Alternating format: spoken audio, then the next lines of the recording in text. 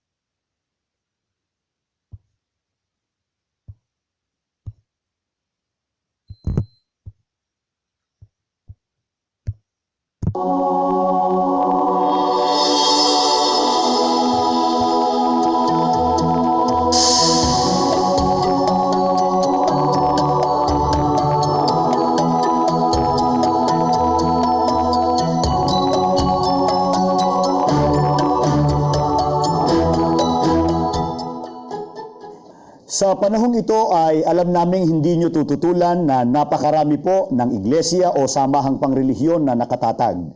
Ang iba po ay nakarehistro sa pamahalaan. Ang iba po ay hindi. At lahat po ay nag-aangkin na di umano na sila raw po ang totoo at tunay na sa Diyos.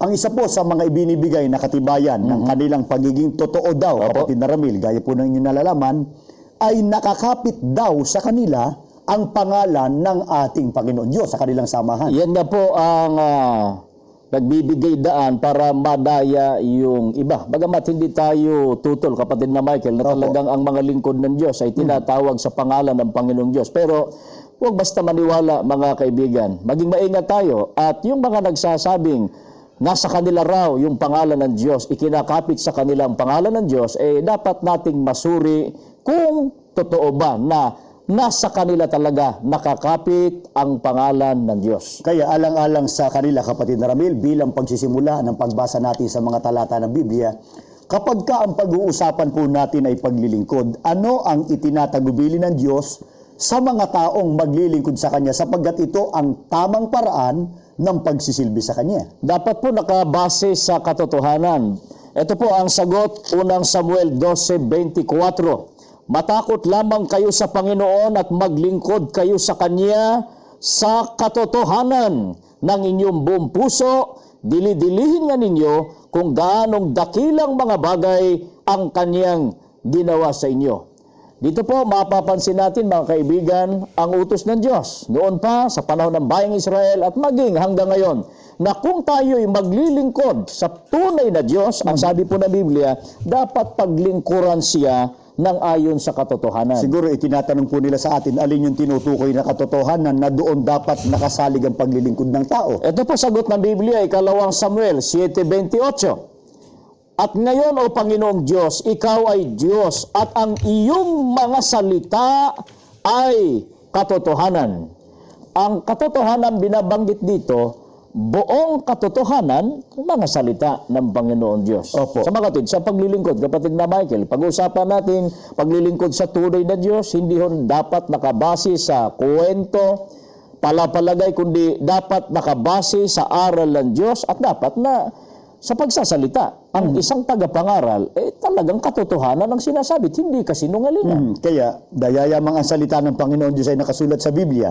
May pahayag po dyan ng mga propeta, ang Panginoong Sukristo at ang kanyang mga apostol. Meron po bang ipinahayag ang Panginoong Sukristo na nakasulat sa Biblia na saligan ng katotohanan sa ikaliligtas? Sa panahong Kristiyano po. Opo. Ito po ang sagot ng Panginoong Hesukristo, Juan 17 at 9, sa isang salin po ng Biblia, Revised English Bible, sa pagkakaliwat na po sa ating wika.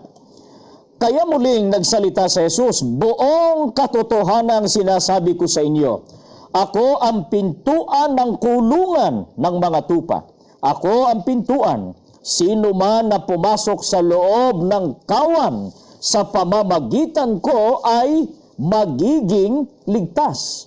Ang isa po sa mga katotohanan na itinuro ng Panginoong Hesukristo noong unang siglo.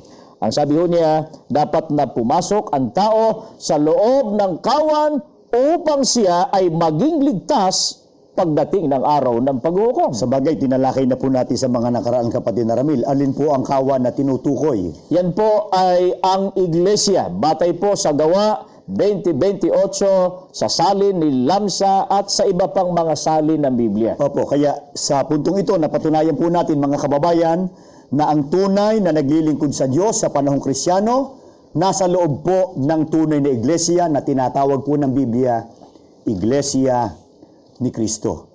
Kapatid na Ramil, ang isang napakahalagang tanong, paano raw makikilala ang tunay na iglesia pagka ang ating tinanong, yung puno na nagpapakilalang Diyos ng sanlibutan ito? Bueno po, para kayo'y makasama namin, ma-share po namin sa inyo, pakinggan nyo siya.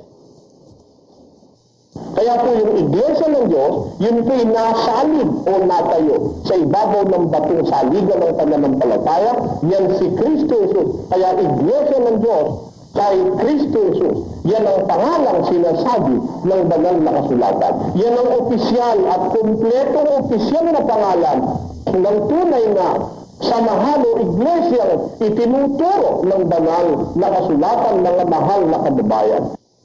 Napansin po ba ninyo, para po sa Kanya, ang kumpleto, opisyal at kumpletong opisyal na pangalan ng tunay na iglesia, ano po pangalan kapatid? Sabi ho niya, Iglesia ng Diyos kay Kristo Jesus, yan ang pangalang sinasabi ng banal na kasulatan. Yan ang opisyal at kumpletong opisyal na pangalan ng tunay na samahan o iglesyang itinuturo ng banal na kasulatan ng mahal na kababayan. Yan ang opisyal at kumpletong opisyal na pangalan ng tunay na samahan o sa mga kapatid, kung ito ang kumpletong opisyal na pangalan, hindi niya dapat na dagdagan at lalo namang hindi niya dapat bawasan at baguhin. Kaya, ano dahilan kapatid na Ramil? Bakit yun ang sinabi niyang opisyal at kumpletong opisyal ng pangalan ng tunay na iglesia? Meron po siyang rason na binibigay. Pakinggan natin.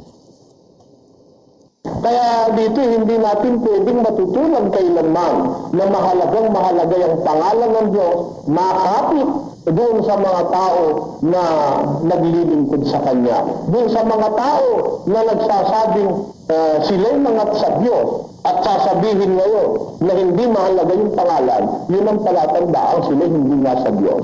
So pagkat ang isang napakahalagang doktrina, maging sa matandang tipan, maging sa batang tipan, yung pangalan ng Diyos na mahalagay makapit sa kanyang mga lingkod. Ang katunayan nito na yung doktrina sa bagong tipan sa 3:14 ng Efeso. Pakinggan niyo ang nakasulat, mga mahal na kapatid.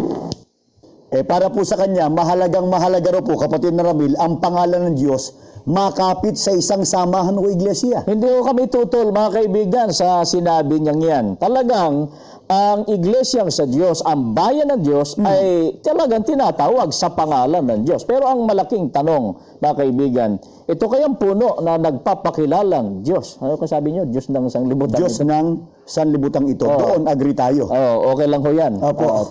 Akmang-akma naman eh. Hindi po ba? Pero ito tanong, ito kayang sinasabi niya na iglesia ng Diyos kay Kristo Jesus, kumpleto at opisyal na pangalan, hindi ba niya binago? Yan ang tanong. Sapagkat ang sabi niya, dapat daw nakakapit ang pangalan ng Diyos. Pero patutunayan nga natin, kapatid na Michael, meron siyang ginawang pagbabago sa pangalan ng tunay na iglesia. Tatak na ho yun, kapatid na Ramil, yung Sa bagay. pabago-bago. Opo. At isang mahalagang tanong, kailan daw ho natayo yung kanyang samahang pinangangasiwaan? Naalala ko yung binasa natin kanina, dapat maglingkod sa katotohanan. Opo. Pero itong punong ito, ang itinuturo sa kaniyang miyembro, hindi po katotohanan. Kasi Kaiba yun ng katotohanan. dahil sa yung petsa lang ng pagkakarehistro ng kanilang samahan, hindi ko katotohanan. Pakinggan nyo mga kaibigan. Alam niyo po, itong samahang ito natayo 1928 pa. Narehistro to sa Securities 1936. Muling narehistro ito noong 1980. Alam niyo po, itong samahang ito natayo 1928 pa. Narehistro to sa Securities 1936. Muling narehistro ito noong 1980. Binanggit nyo kanina, kapatid na Ramil, yung nasa talata, ang naglilingkod sa Diyos dapat naglilingkod sa katotohanan. Salita ng Diyos at sa mismong tagapangaral, dapat na ang sabihin niya at ipangaral niya sa tao, yun talagang katotohanan. Ito tanong ho, baka yun ang itinatanong nila sa atin. Bakit hindi tayo naaakit na katotohanan itong ipinahayag nitong puno na nagpapakilalang Diyos ng sanlibutan ito? Bueno, mga kaibigan, i-out muna natin sandali yung Biblia, ha? Opo. Dito pa lang, ha, sa sinabing ito ng puno na nagpapakilalang Diyos, kayo ba, mga kaibigan, naniniwala na katotohanan itong sinasabi niya? Sabi niya kasi, kapatid na Michael, Opo. alam niyo po, ayan sabi niya, no? Itong samahang ito natayo 1928 pa. Sino ang diablong maniniwala rito, kapatid na Michael? Ha? Ha? Kahit Diablo, hindi Kahit diablo, maniniwala. hindi maniniwala eh. Opo. Sapagkat alam naman ng diablo na kung kailan lang ipinanganak ang taong ito. 1947, balikan Ito, natin. 1928, ang sabi niya, natayo raw ang kanilang sama. 1928, at ang sabi pa niya, narehistro noong 1936. Aba, Kasinungalingan na naman yun. at muling narehistro noong 1980. Aba, napakaikling pahayag niya, pero tatlong kasinungalingan ang sinabi, kapatid na bayan. Sabi niya, natayo sa mga 1928, kasinungalingan. Narehistro 19... 36, Muling narehistro, 1980. opo. Sapagkat patutunayan namin sa inyo, mga kaibigan, iba yung narehistro noong 1936 kaysa ipinarehistro ng punong ito na nagpapakilalang Diyos noong 1980. Anong katibayan, kapatid na Ramil? Ibagi po natin sa ating mga kababayan. Apo, napakakapal nitong dokumento natin, kapatid na Michael. Opo. Hindi natin basahin lahat, pero ito lang mga mahalagang, mga pangalan ng kanilang sama. Halimbawa, noong Abril 25, 1980, napanood po niyo sa mga TV screens, meron siyang ipinarehistro puno nagpapakilalang Diyos. Ang mga kaanib sa iglesia ng Diyos kay Kristo Jesus, haligi at saligan ng katotohanan sa bansang Pilipinas Incorporated. 1980 ho yan. 1980. Sabi niya, opisyal, kompleto opisyal na pangalan, Iglesia ng Diyos kay Kristo Jesus. Hindi dapat dagdagan. Dinagdagan noon. Ano yun? Mga kaanib Tatlo na. sa. Oh. May binanggit sa kanina, Iglesia ng Diyos kay may nagaligi Di isa. at saligan Pito na yata. katotohanan sa bansang Pilipinas.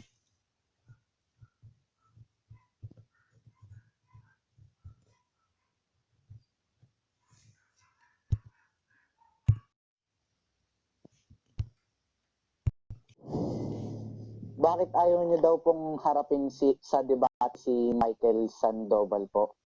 O wala man lang pong manggagawa nyo na humarap man lang sa kanya ng debate? Kung naniniwala ka ron, sa kanya ka na lang mag-research. Bakit ayaw nyo daw pong harapin sa debate si Michael Sandoval po? O wala man lang pong manggagawa nyo na humarap man lang sa kanya ng debate? Naniniwala ka doon kay Sandoval. Kung naniniwala ka ron, sa kanya ka na lang makinig. Huwag ka na makinig sa akin. Naniniwala ka pa rin sa mga sinungaling na yun. Wala raw humarap sa kanya sa debate. Kalokohan mo. Mag-research ka na lang sa internet. Makikita mo kasi sinungalingan yan. Hindi naman puno yun si Sandoval eh. Ang hinamon ko nga yung puno nila, hindi nga lumaban eh. Tanong mo sa kanya, bakit yung puno nyo ayaw lumaban? Yun ang tanong mo sa kanya. Nilagay ko pa nga sa Manila Times yung hamon ko kay Manalo eh. Kasi wala silang ginawa kundi magdemanda, magdadaldal sa mga television, siraan ako ng kung ano-ano, hinamon ko. Para matigil ka ako yung paninira na yan, aral ang pag-usapan natin, wag yan kung ano-anong mga personal na bagay. Kasi kung mamemersonal ako, marami akong pwedeng i-personal sa kanila. Mula sa puno nila hanggang sa kaliit-liitan nilang janitor. May alam akong personal na mga kalokohan. Pero hindi ko nga sinasabi yun sa ere. Wag nila akong pilitin, lalagay ko sa internet yan, tignan natin. Ayokong pumatol sa paraan nila eh. Hindi naman puno yan si Sandoval eh. Yabang lang naman na daldal nun na hinahamon daw ako. Ang hinamon ko nga yung puno mo eh. Siya nga ang nagsasabi eh. Hinamon niya ika ang ating puno. Ano ang sagot niya ika ni kapatid na Iranyo? Pakita nga natin. Pakita nga natin once and for. Eto si Sandoval oh. Pakinggan mo kung kilala mo si Sandoval. Pamahalang pangkalahatan. Sabi ng ating tagapamahalang pangkalahatan, ang sinasabi sa iyo, Mr. Soriano. Sandali ha. May hamon si Soriano, ang gusto niyang makalaban ang kapatid ni Eranio Manalo. Anong sagot ng kapatid ni Eranio? Ang sabi sa iyo, ganito, Soriano, patunayan mo muna, makipagdebate ka muna sa Papa ng Iglesia Katolika at maglalatin ka nga, sabi sa iyo, at saka tatanggapin yung hamon mo sa tagapamahalang pangkalahatan ng Iglesia ni Cristo. Pag hinarap ka ng Papa sa Roma, haharapin ka na rin ng tagapamahalang pangkalahatan sa Iglesia ni Cristo. Kung ibalik ko sa kanya ngayon yan, pag hinarap ka ng Papa sa Roma, haharapin ka na rin kita, Sandoval. Yun ang dose of your own medicine. No? Pag hinarap ka ng Papa sa Roma, harapin na rin kita. Hindi naman siya hinahamon. Kung hinahamon ko yung puno. Kasi nakadiskusyon ko ng mga pastor niyan. Kay Manolo Pabi sa DCWB. Doon sa Pampanga. Napakarami ng diskusyon. Nabugbog pa nga ako pagkatapos ng diskusyon eh. Pagkatapos nakaharap ko rin yan doon sa DCMM. Doon sa ABS-CBN. Anong programa yon kapatid na Josel? Kapitulo, versikulo po, Bradeli. Kay Rick Aprente, no? Nakausap ko ng mga ministro niyan eh. Pare-pareho lang naman ang sasabihin niyan eh. Para matapos na, yung puno ang hinahamon ko. Wala, namatay na yung puno. Ngayon, may puno uli. O di hamunin mo, si Eduardo Manalo, papaputol ako ng leeg pag hindi ko napatunayang mali ang iglesia ni Manalo. Yan ang garansya ko sa'yo. Kung ikaw ay ahente nila para mangintriga sa akin, hamunin mo yung puno nila. Namumuno ako. Biro mo, haharapin ko raw ang Papa sa Roma bago nila ako harapin. Balik ko sa inyo yan. Sasabihin mo kayo, walang humaharap sa iyo. Humarap ka muna sa Papa sa Roma bago kita harapin. Diba? That's the dose of your own, not medicine. That's the dose of your own poison. Venom. Ganyan lang yan. Payabangan lang naman ang alam ng iba sa relihiyon. Pala mo kay gagaling. Yun lang paghahari ni Kristo. Hindi nga alam ni Sandoval maghahari si Kristo doon sa ere. Dito sa lupa, sabi ng Biblia. Siya sa ere Kaya nako, ayoko nang pinag-uusapan yan. Sayang oras lang yan Hindi naman payabangan ng relihiyon. Umatol na lang ang tao kung sino ang nagsasalita ng ayon sa Biblia. Pakinggan nyo siya. Pakinggan nyo sila. Tapos pakinggan nyo ako. Humatol kayo. Sino ang mas marunong sa Biblia? Sino ang mas maalam sa Biblia? Tinuro ba ng Iglesia ni Manalo na si Kristo ipinanganak ng Ama? Bago likhain ng mundo, pinanganak na ang Kristo. Sa kanila, ang Kristo nila nag-umpisa sa tiyan ni Maria. Magkaiba talaga yung iglesia niyan kaysa sa nasa Biblia. Para intrigahin niyo pa ako diyan. Yang si ano yan ano ang bunganga niyan matabil yan Sino mo? Papakita ko yung tabil niya na. Pakita natin yung pwede ba? Hindi ba puputulin ng YouTube at saka ng Facebook? Kasi meron ng putol-putol ngayon Maraming pinagsasasabihan na sa telebisyon nung araw, pinayagan ng gobyerno ni Gloria Arroyo. Na ako, hamakin niyang samahan na yan. Malakas kasi sila sa gobyerno. Kung ano gusto nilang sabihin, mandarambong daw ako. Ako raw ano tawag dito? Mandarambong, manghuhut-hut, ganid, manghuhostage, yan.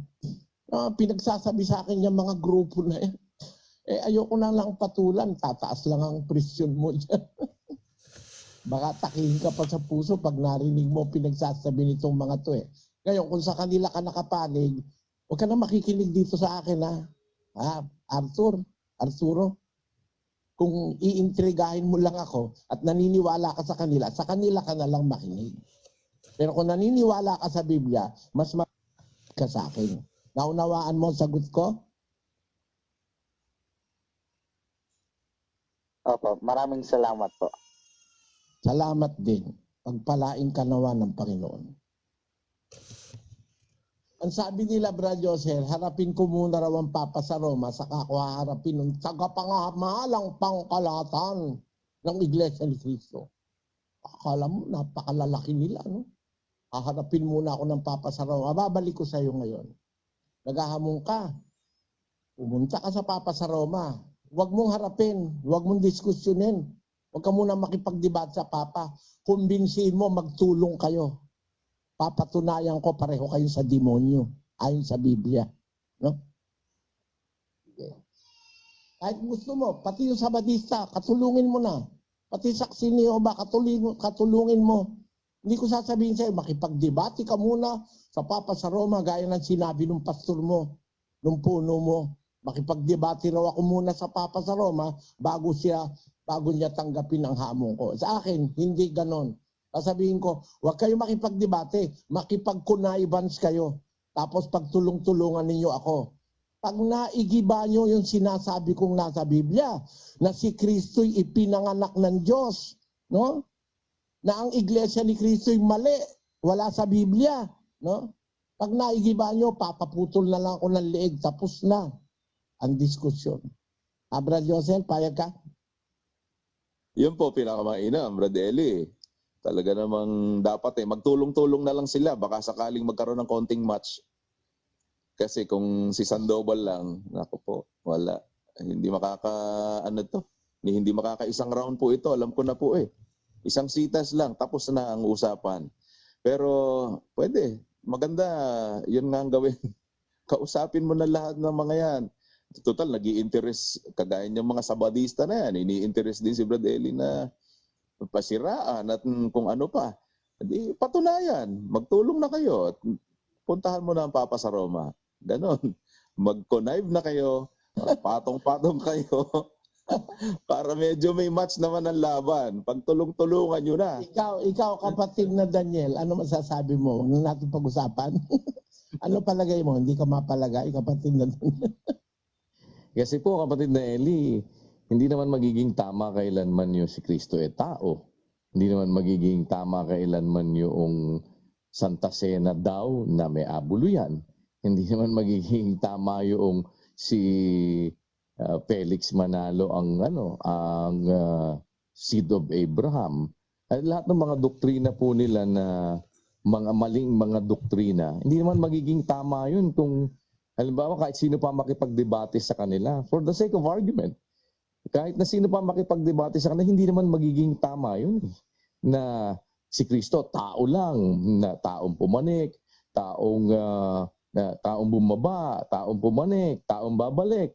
Hindi naman po magiging tama lahat yung mga bagay na yun at yung kanilang mga ginagawa na kagaya noong sinasabi nila Lowell Menorca o yung magiging tama ba yung mga lahat ng mga pinagagagawa nila doon sa mga dating nanggaling sa kanila.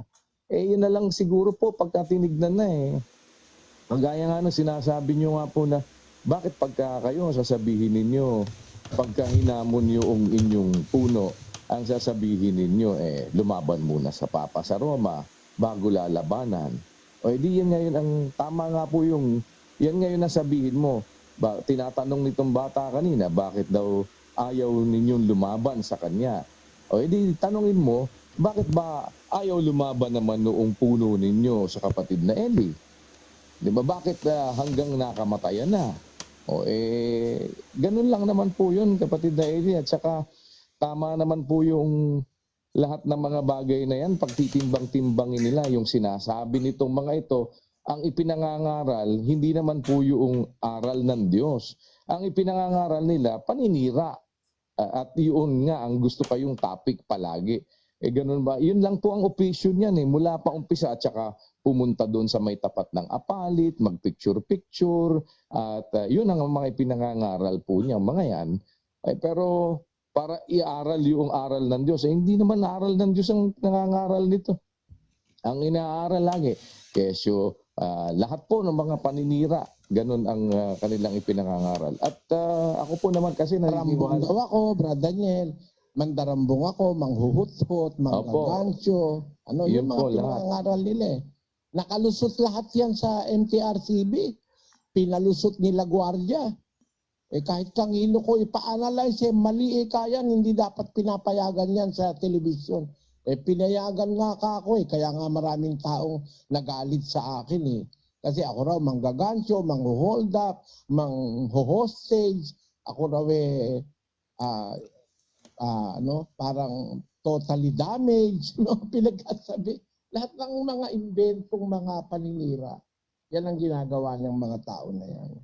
Kaya sa mga nakikinig, siguro kung gusto nyong makinig sa kanila, makinig na lang kayo.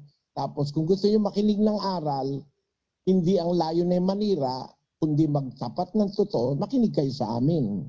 Di ba ganon? Maganda kapatid na Daniel, Opo, kapatid na Eli. At yan naman po ay mapapagtimbang-timbang naman nila kung meron tayong tama at sapat na kaisipan para mag-determine kung sino nagsasabi ng totoo at ang hindi at kung alin yung dapat na paniwalaan ninyo. Ang tao naman po may kalayaan. Kung sino pakikinggan ninyo, nasa sa inyo yun. Kayo naman po ang maghaharap din yan. At saka ako po naniniwala na yung tao ng Diyos, ang pinakikinggan nun, yung salita at aral ng Diyos, hindi chismis ng mga dalahira. At malalaman naman ninyo yun naman po ay mararamdaman ninyo sa inyong mga kalooban at meron naman kayo sapat na kaisipan Makakapagsuri naman kayo Kayo na po ang magsasabi nun dahil lahat ng mga contents, resources ay nandiyan dyan at available naman po. Pwede ninyong tignan. Tama ba sinasabi nito? Yung bang iniaaral nitong mga ito? Yung doktrina ba nitong mga ito?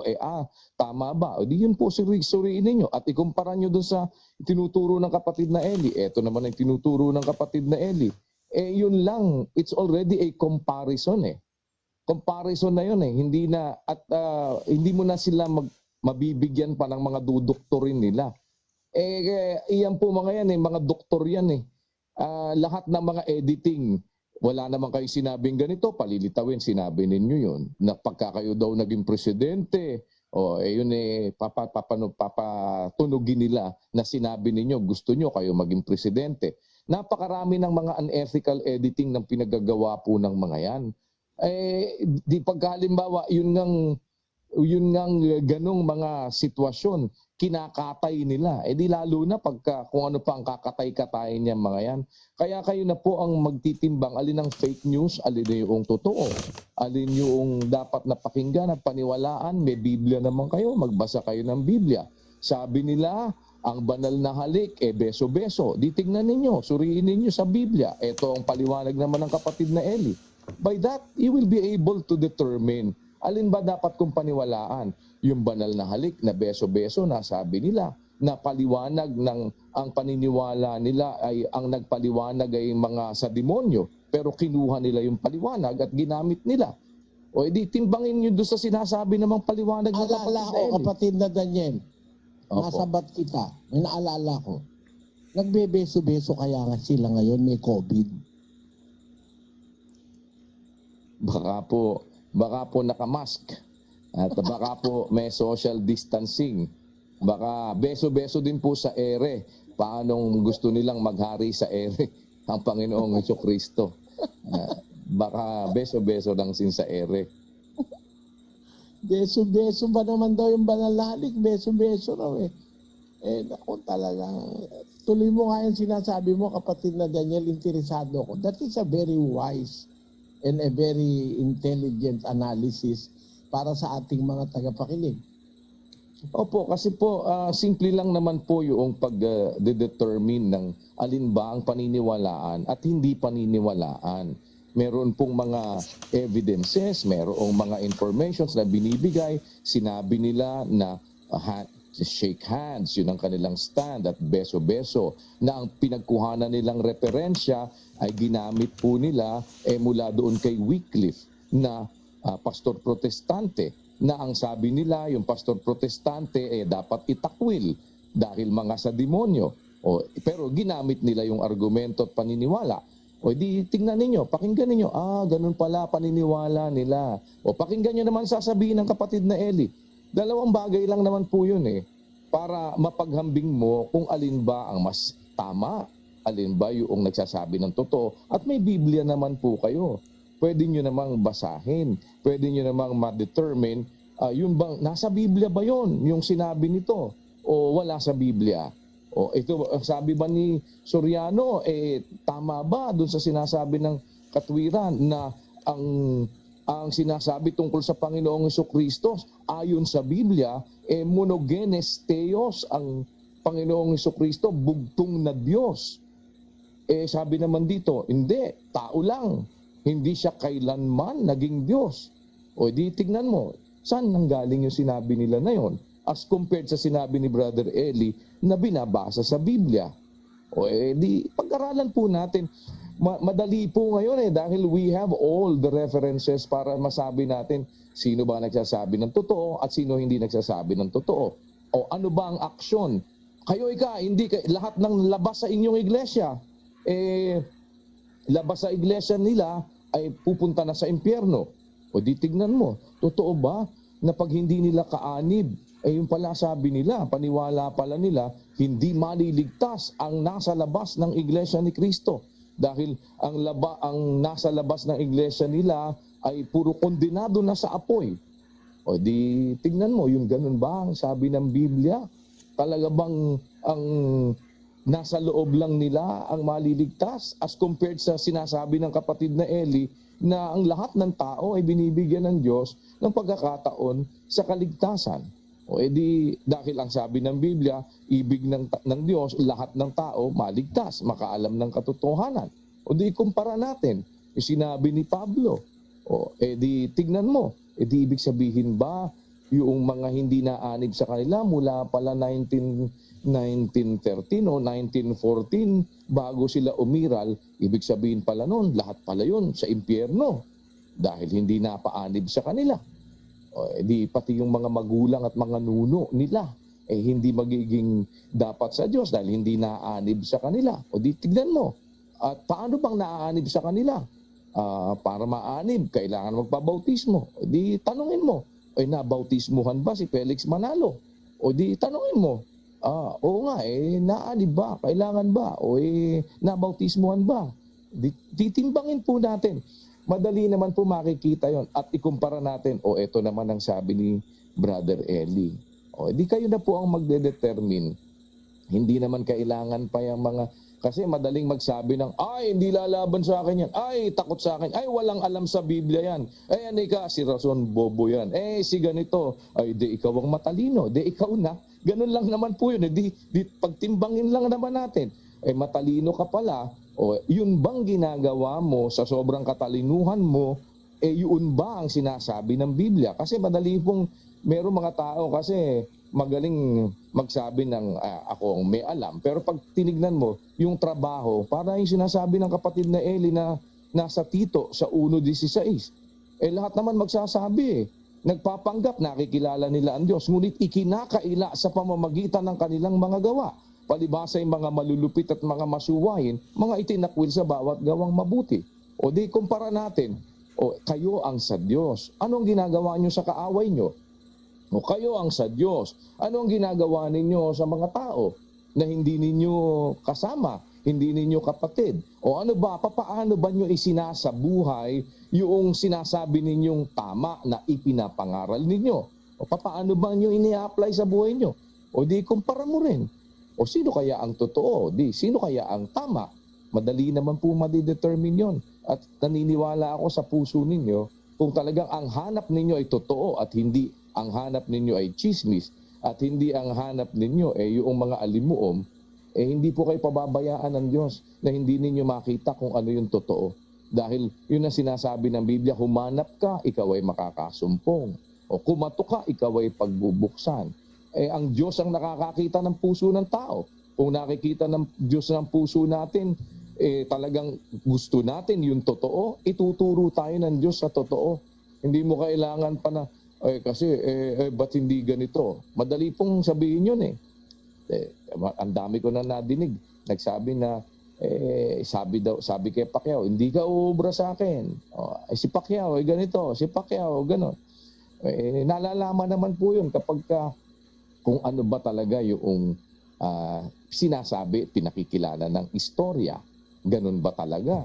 O yun ba ang nakita sa atin? Kaya po kayo na ang bahalang humatol doon sa mga actuations, doon sa mga pagsasakabuhayan, doon sa mga sinasabi, whether nasa Biblia o wala, may Biblia kayo, madali ninyong hanapin, pagkumparahin nyo na.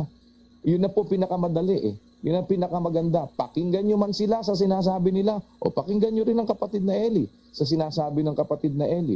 Kung mas gusto nyo maniwala sa kanila, it's your decision. Pero kung nakikita ninyo kung alin ba ang talagang batayan at ang dapat na paniwalaan, kayo po ang hahatol nun. At wala namang pilitan kahit dito naman sa atin eh. Hindi naman tayo yung lalatagan ng kagaya noong kapatid na Josel na pinuntahan pa sa bahay. Di ba napanood mo yung Story of My Faith? Para bigyan ng pera, alokin ng pera, taga Davao yun eh. Inaalok siya ng pera para lang umalis sa ating pagsasama-sama at magsalita ng laban sa atin. Inaalok ng pera ng isang ministro. Di ba? Ganun ba ang trabaho ng sa Diyos? Ang sinasabi ng kapatid na Eli, kung yung kaaway magutom, pakanin mo. Yun ay tinuturo sa atin. Kung yung kaaway mauhaw, painumin mo. Ibigin mo ang iyong kaaway. Yun ay tinuturo sa atin. Di tignan nyo po, ano ba turo naman sa kanila? Alin kaya mas tama? Yung tinuturo ng kapatid na Eli Soriano na ibigin ninyo ang inyong kaaway, idalangin nyo sa inyo yung nagsisiusig. O kung ano naman yung ginagawa ng iba. Di kumpara nyo po, alin ba mas tama doon? Kaya po, hindi na po yun palagay ko po lalo na sa panahon natin ngayon, hindi na po yan isang bagay na mahirap na mai-determine pa kung talagang nagsusuri tayo at naghahanap tayo ng bagay na katotohanan. Kaya nga, si kapatid na Eloisa, kung nakita niyo po kung ano yung totoo, sabi nga ng kapatid na Eli, sa nakakaalam ng mabuti, hindi ginagawa, ito'y kasalanan sa kanya. Gawin natin kung alam. Yun ang masasabi ko sa iyo, kapatid na Eloisa. Matagal ka na palang nakikinig, matigas ang puso mo eh. Kung ayaw mo, wag mo. Pero kung gusto mo, you are welcome. You are welcome. Mamahalin ka ng kapatiran.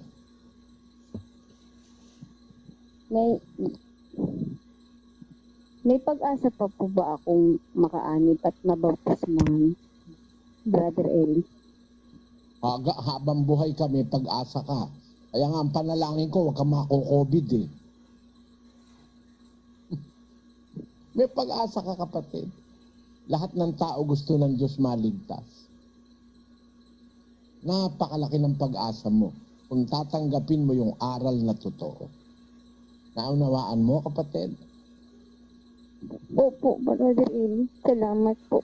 At pwede po ba ako makahingi ng Biblia niyo? Alin, Biblia? Ay, oo. Bible Ilan ang po. Biblia? Ilang gusto mong Biblia? O, para sa'yo, bigyan kita ng 7. Bigay mo lang address mo dun sa ating coordinator. Diyan sa, sa internet. Padalang kita ng 7 kung gusto mong 7 Biblia. Maanib ka lang. Basahin mo 7 Biblia. Talagang si Kristo Diyos. Abra Josel? Opo, Brother Eli. At para mas marami pa po, meron din po kayong pinagawang app, yung Omega Digi Bible. Hanggang wala po yung hard copy, download nyo na po yan, libre. Mas marami pong translations ng Biblia. Oo nga, kapatid na Eloisa, yung ating Omega Digi Bible. Yan. Ida-download mo, libre lang yan. Lahat ng, napakaraming dyan, translation ng Biblia ang nakalagay dyan. Mababasa mo sa cellphone mo. Wala kang babayaran kahit ano. Ipinagawa ko yung application na yan. Libre yan, makukuha mo lahat ng mga mararaming salin ng Biblia. Sa cellphone mo, pwede ka na magbasa. Omega Digi Bible. Yan po ay application na atin yan sa Church of God. Eh ngayon, kung gusto mo talaga yung hard copy ng Biblia, padalang kita, iwan mo lang yung address mo sa ating mga coordinators. Okay ka na, kapatid na Eloisa? Na po, na buhayan po yung puso ko nung sinabi niyo may pag-asa pa po ako. Salamat po sa lahat Diyos. yun nga magnanakaw, mamamatay na lang, binigyan pa ng pag-asa ni Kristo eh. Eh ikaw pa, hindi ka pa naman nakapako sa krus. Malaya pa yung kamay mo at paa. Yung nakapako sa krus, nakapako ang paa at kamay, hindi na makakawala eh. Nagkaroon pa ng pag-asa eh. Ikaw pa, siyempre, sana samahan ka ng Panginoon. Kapatid na Daniel. Opo, kapatid na Eli. Salamat po, kapatid na Eloisa. Sana tuloy po kagad din ninyo ang inyong pakikinig ng doktrina at kayo po ay makapagpatuloy sa bautismo. Panin ang Si kapatid na mula sa atin pong The Old Path social media accounts. Si Micah Batula, sabi niya po, ako po, Brother Eli, ganyan po ako, meron po akong anxiety. Pero simula makapakinig ako sa inyo na wala po lahat ng takot ko at unti-unti naiintindihan ko na po para lang tayo sa Diyos. RJ Martinez, totoo po talaga yan kasi ako dati drug addict, lakas uminom, sigarilyo pero biglang nawala noong nakapakinig ako at nagdoktrina sa MCGI. Irene Joy Kalumag, dahil sa pandemya napakinggan ko ang programang Ang Dating Daan, nalaman ko ang katotohanan, ang tunay na aral ng Diyos. Sa awa tulong ng Diyos, naanib ako sa MCGI. Roslyn Ibatan, salamat po sa Diyos na dakilang lumikha. Dumaan din po ako sa matinding stress ng buhay. Pero dahil sa pakikinig ko sa salita ng Diyos sa pamamagitan ni Brother Eli, lumakas ang aking loob at stress-free. Rina Ver, tama po, sa Diyos tayo magtiwalang palagi. Nasa Bible talaga ang lahat ng sagot ng Diyos sa ating mga katanungan. Salamat po sa Diyos at nasasagot ang mga tanong ng mga tao. Mari Vic Razon, totoo po yan. Sa pamamagitan ng pakikinig ng salita ng Diyos at kung may pananalig ka sa Diyos, ay mawawala ang alalahanin mo. Nangyari po kasi sa akin yan. Pero ngayon ay panatag na kalooban ko kahit may problemang dumating sa akin. BM Ronald, salamat sa Diyos, tunay ang sinasabi ni Brother Eli, awa tulong ng Diyos kapag binigay mo sa Diyos ang iyong tiwala, lahat ng bigat na nararamdaman sa iyong puso at bumabagabag sa iyong isipan ay mawawala. Miss Yela, sa pamamagitan ng pakikinig kay Brother Eli, naiintindihan at naisa sa buhay ko ang tunay na pagtitiwala sa Diyos. Salamat po sa Diyos sa malasakit, kapayapaan at pag-iingat sa aking puso at isip sa araw-araw. Baby Len Katamko, Tama po, pasalamat ako, nag-lockdown, nakapakinig ako lahat ng Bible Expo at Bible Study at lalo na sa doktrina, sinubaybayan ko lahat. Kaya sa awa ng Diyos, walang nakaawat sa akin para mabautismuhan. Geraldo Aranes, tama po, hindi po ako kaanib, isa po akong OFW. Palagi po akong sumusubaybay sa mga Bible Exposition.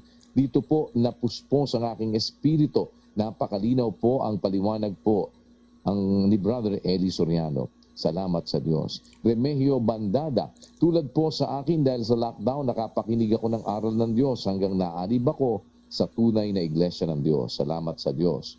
Morse Salapate, salamat sa Diyos, ang pandemya po ang pinakamabuting dumaan sa buhay ko kasi po pandemya ang naging paraan ng pagkatawag sa aming mag-asawa. Salamat ng marami sa Diyos. Ito po si Amgitaran, tama sa akin, naghahanap ako ng totoong mangangaral at tunay na religion. Kaya salamat sa Diyos, nakapakinig ako sa UNTV channel. Joe B. Onirbos, magpatong-patong na ang mga nakatago sa aparador na mga bulaang propeta versus Brother Eli.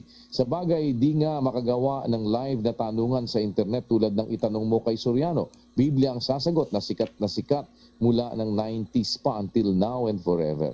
Giselle Dasig, sobrang dami talagang aral dito sa MCGI. Nakakabusog palagi ng kaluluwa. Nalilinisan na ang puso at isip mo. Meron ka pa palagi kapayapaan sa sarili mo at sa Diyos. Zena Maria, wala nang iba ang makakapagpaliwanag sa Bible kundi si Brother Eli Soriano lang. Salamat sa Diyos at nagkaroon tayo ng katulad ni Brother Eli na nagpapahayag ng katotohanan sa Bible. Hindi niya binabawasan at hindi nag-iimbento. Amalia Hiao, hindi sila lalaban kay Brother Eli kasi nanonood nga sila kay Brother Eli. Memorize nila, itinuturo ni Brother Eli. Alam na alam nila, hindi uubra yung espiritong nasa kanila. Mona Aguirre, Dakudao, tapat ang Diyos mga kapatid na sa ating panahon ngayon, sa dami ng mga kasamaan at sa dami ng kanya-kanyang paniniwala sa relihiyon, merong isang totoong relihiyon na magtuturo ng tamang aral, guided by the Holy Spirit. At ito na po ang ipinangangaral ng kapatid na Eli.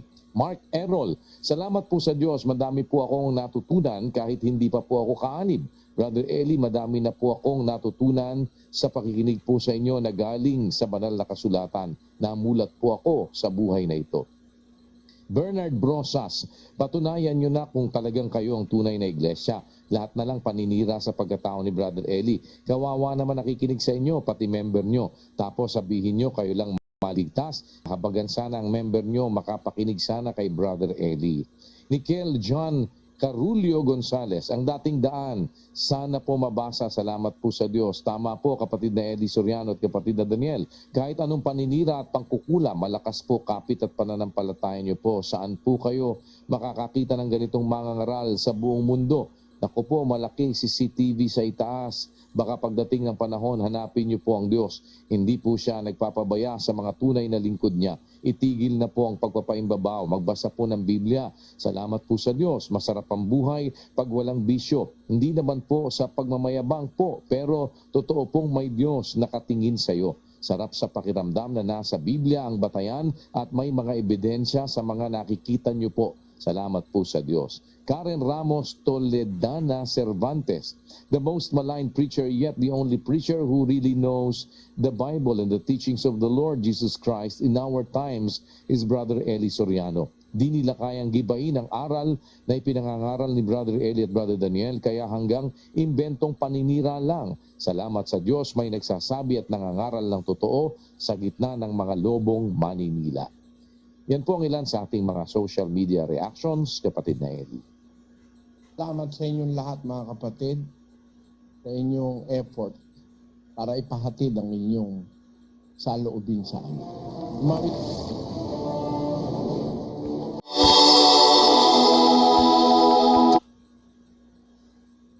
Iglesia ng Diyos kay Kristo Jesus, kumpleto at opisyal na pangalan, hindi ba niya binago?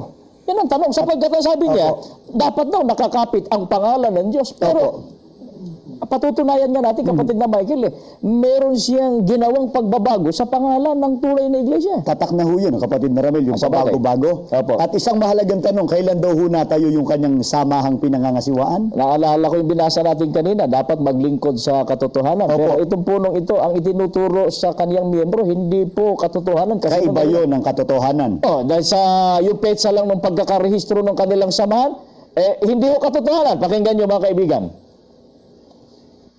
Alam niyo po, itong samahang ito natayo 1928 pa. Narehistro to sa securities 1936. Muling narehistro ito noong 1980. Alam niyo po, itong samahang ito natayo 1928 pa. Narehistro to sa securities 1936. Muling narehistro ito noong 1980.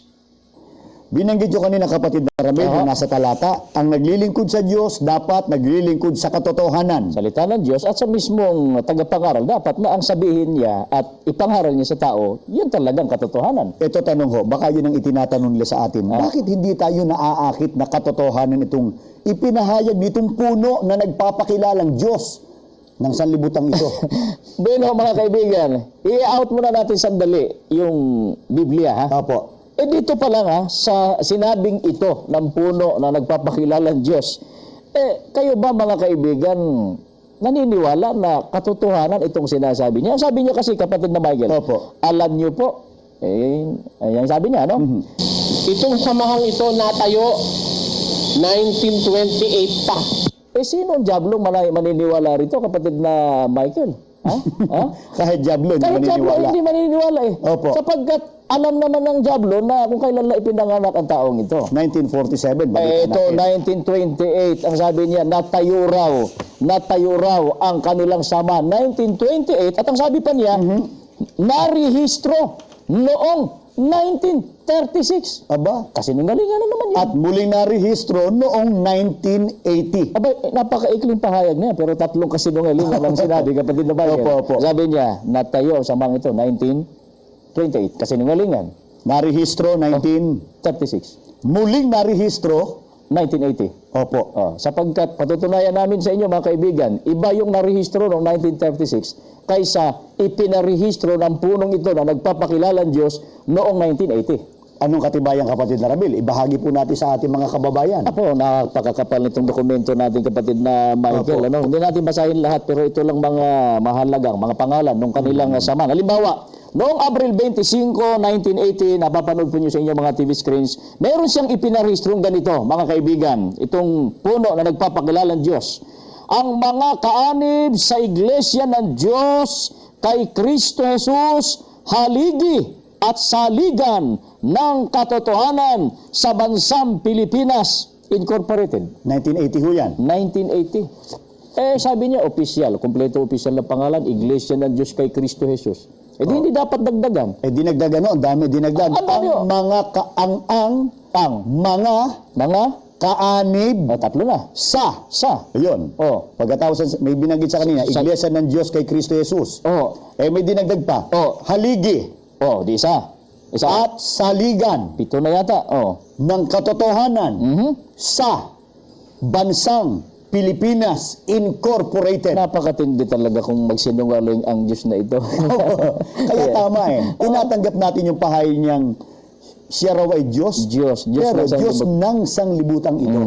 Kaya nga po, sabi natin, paano natin matatanggap na ito, itong relihiyong ito, ang tagapangaral na ito, ang siyang sa Diyos, tunay na sa Diyos at kay Kristo. Opo. Kahit pa na ilang beses niya ipagsisigaw at kahit na ilang beses at 1 milyon pa tayo Hindi, mumurahin. kahit 20 bilyong beses niyang ipagsigawan. Opo. Total mahilig siya sa 20 bilyon 20 milyon. At kahit pa 20 milyon tayo mumurahin, Opo. hindi na mababago ito Opo. Talagang nakatala na ito. Dokumentado yan. Hindi totoo yung kanyang sinasabi. Ano pa yung iba niyang ipinarehistro, kapatid na Ramil? 1980, gaya nga ng nasabi nyo nakaraan, walang katigil-tigil.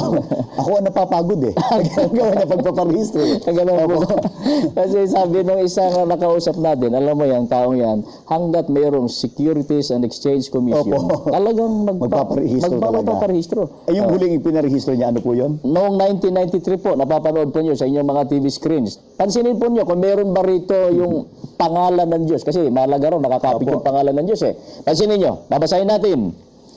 Ang sabi po rito, Bayan ng Katotohanan Incorporated. Ba, wala yung pangalan ng Diyos. Wala po eh. Ano ba ito? Ingkong. Ingkong ba ito? Ingkong ho ba? Kaya ko Ingkong. Ha? Incorporated. ho yan. Incorporated. Opo. Akala ko Ingkong. Bayan ng Katotohanan Incorporated. Ito eh.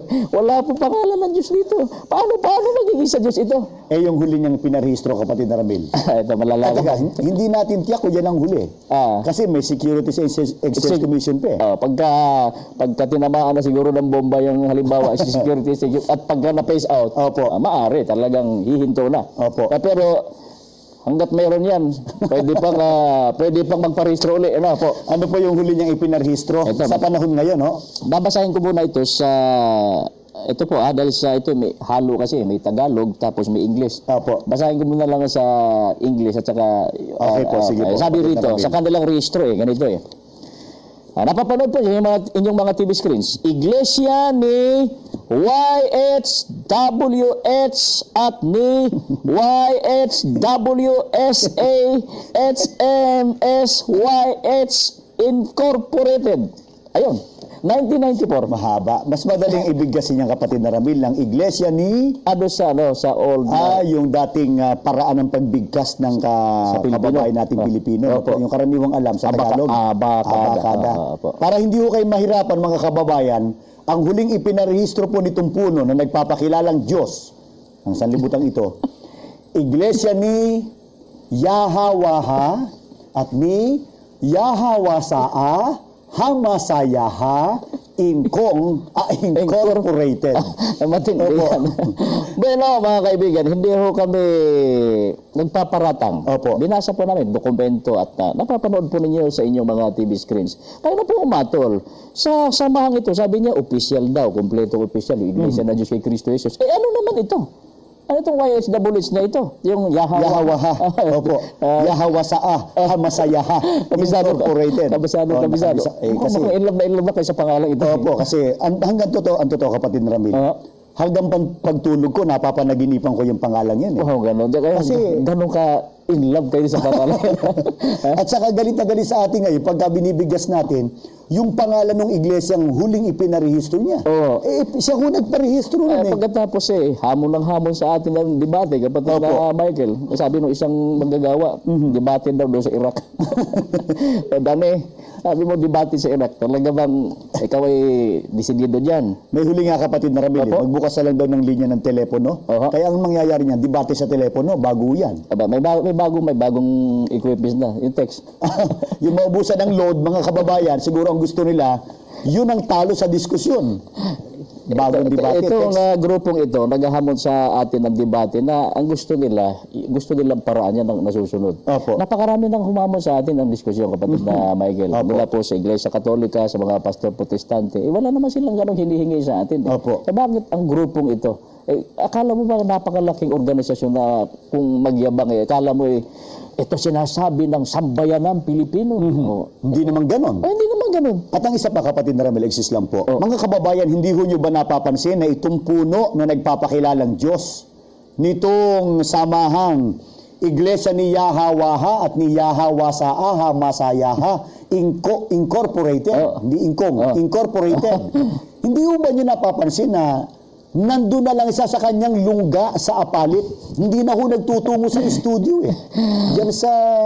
Bueno, nang ihayag po natin yung kamalian po sa transliteration, meron siyang pangangatwiran. Bueno, bago natin iparinig yung kaniyang mga pangangatwiran. At hindi naman napakinggan o napanood ng mga kababayan natin kung ano yung kamalian sa ipinarehistro nitong huli, nitong puno. Sa transliteration. Opo. Mabuti po, panoorin natin. Apo. Mga kamalian sa wika ni Ginoong Eli Soriano nang pinangalan niyang panibago ang kanyang grupo ng Iglesia ni YHWH at ni YHWSA HMSYH Incorporated. Ano ang isa sa mga pangalan ng grupo ni Mr. Soriano? Iglesia ni YHWH at ni YHWSA HMSYH Incorporated. Saang wika kinuha ni Mr. Soriano ang mga pangalang ito? Ang mga ito ay kinuha niya sa Hebreo at transliterated niya sa English at Filipino. Ito ay kanyang sariling transliterations ng pangalan ng Diyos sa wikang Hebreo at ang pangalan ni Hesukristo sa wikang Hebreo. Ano ang tinatawag na transliteration? Isang paraan ng pagsulat sa ibang wika upang tularan kung paano ito binibigkas at isinusulat sa pinanggalingang wika. Ano ang isa sa mga pangalan ng Diyos sa wikang Hebreo? Yod, Hey, Vav, Hey, karaniwang tinatawag na tetragrammaton, ang apat na katinig na pangalan ng Diyos sa wikang Hebreo. Paano isinusulat ang pangalang ito sa English? YHWH. Ang transliteration ni Ginoong Soriano ay tama kung pag-uusapan ay ang unang salita. Paano naman ang mga kasunod na salita? Paano kung isulat ang pangalang Jesus sa wikang Hebreo? Yeshua. Yeshua. Ang furtive pathak o patagong pathak ay isinulat bilang patinig na A sa unahan ng katinig na kaugnay nito kapag isinusulat na sa ibang wika. Paano kung ang pangalang Yeshua ay isulat na sa wikang Ingles na may mga katinig at mga patinig? Yeshua. Yeshua. Ang letrang ayin ay isinusulat bilang isang marka ng rough breathing sa Greek. At ang furtive pathak o patagong pathak ay isinulat bilang patinig na A sa unahan ng katinig na kaugnay nito kapag isinusulat na sa ibang wika. Paano ito tinransliterate ni Ginoong Soriano ang katinig na Shin sa English? Ang katagang Shin ay kanyang isinalin lamang bilang H. Dapat na ito ay transliterated bilang Esh o SH kung wala ang simbolong inverted circumflex sa taas ng letrang S sa English. Paano ang kanyang transliteration ng letrang Shuruk na bahagi ng pangalang Yeshua? Ang patinig na Shuruk ay itranslate niya bilang katinig na W. Dahil sa ito ay patinig at hindi katinig, dapat na ito ay transliterated bilang U sa Englishman o sa Pilipino. Paano niya itinransliterate sa English ang katinig o consonant na ayin sa pangalang Yeshua o Jesus? Ang katinig na ayin ay transliterated bilang katinig o vowel na A. Ito ba ay tamang transliteration? Tama ba si Ginoong Soriano sa kanyang transliteration? Hindi. Ano ang kanyang kamalian sa transliteration ng letrang ayin sa English? Ang katinig na ayin na hindi dapat na i-transliterate bilang letrang A dahil sa ito ay guttural at isang silent letter. Ito ay karaniwang transliterated bilang isang simbolo ng rough breathing sa Greek. Kaya ano ang tamang paraan ng transliteration sa English ng Hebreong terminong Yeshua? Kung mga katinig lang at walang patinig ay YS na may merong markang inverted na pakopya o YSH pagkatapos ang markang rough breathing sa Greek. naman ang halimbawa ng maling transliteration, yung YHWSA. Ano pa ang mali sa transliteration sa English ni Ginoong Soriano ng terminong Ebreo na Yeshua? Ang letrang S ay dapat na nasa gitna ng Yod at saka Hey. Kaya Yeshua, hindi YHWSA. Paano kung i-transliterate ang pangalang Kristo na may pantukoy na ha pag ito'y sinusulat na sa wikang Ebreo? He, Patak, Mem, Hirek, Shin, Yod, Patak, at Het. Paano kung i-transliterate ang mga salitang Hameshah, the Christ, sa English na may mga katinig at saka patinig? Ha-Mashiach, ang He, Patach, Mem, Kametz, Shin, Hirik, Yod, Patach, at Het. Ang Hebrew letter na Het ay transliterated na He na may tuldok sa ilalim ng letrang ito. Paano kung ita-transliterate ang mga salitang Ha-Mashiach, the Christ, sa English na may mga katinig at walang kalakip na patinig? He, Mem, Shin, Het. Ang Hebrew letter na Het ay transliterated na He na may tuldok sa ilalim ng letrang ito. Paano naman ang transliteration ni Mr. Soriano ng terminong Ha-Mashiach, the Christ, sa English? HMSYH. Ang Hebrew letter na Het ay hindi na nilagyan ng tuldok sa ilalim ng letrang ito, bagamat ito ang karaniwang ginagawa sa pagliliwat mula sa wikang Ebreo. Ano ang kamalian ni Ginoong Soriano sa kanyang transliteration ng katinig na Shin sa terminong Ha-Mashiach, the Christ, sa English? HMSYH. Ang Hebrew consonant o katinig na Shin ay transliterated lamang na S. Ito ay dapat na i-transliterate bilang SH o may inverted circumflex o pakopya sa English. Kung wala ang simbolong ito na inverted circumflex o pakopya sa itaas ng letrang S, ito ay dapat na i-transliterate na SH. Ano pa ang kamalian ni Ginoong Soriano sa kanyang transliteration ng mga salitang Ha-Mashiach sa English? HMSYH. Ang patinig sa Ebreo na Hirek ay katambal ng katinig na Yod. Kaya ito ay ganap na patinig o full vowel na ang resulta ay Hirek Yod, isang mahabang vowel o patinig.